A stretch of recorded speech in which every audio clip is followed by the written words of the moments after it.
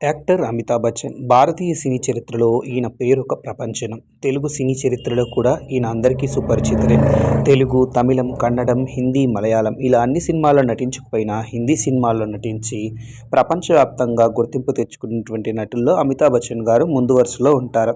నటనకు ప్రాణంగా ఆయన నటించినటువంటి చిత్రాలు ఎన్నో. వందలాది చిత్రాల్లో విభిన్నమైనటువంటి పాత్రలతో 4 దశాబ్దాల పాటు సినీ ప్రేక్షక లోకాన్ని అలరించిన అందాల అమితాబ్ గారు వచ్చేసి ఉత్తరప్రదేశ్ రాష్ట్రంలో అలహాబాద్లో జన్మించారు. అంచెలంచెలుగా ఎదుగుతూ కృషితో నాస్తి దుర్భిక్షం అనే పదానికి నిర్వచనంగా మారి సినీ ప్రపంచంలో తనకంటూ ఒక ప్రత్యేక స్థానాన్ని సంపాదించుకున్నారు.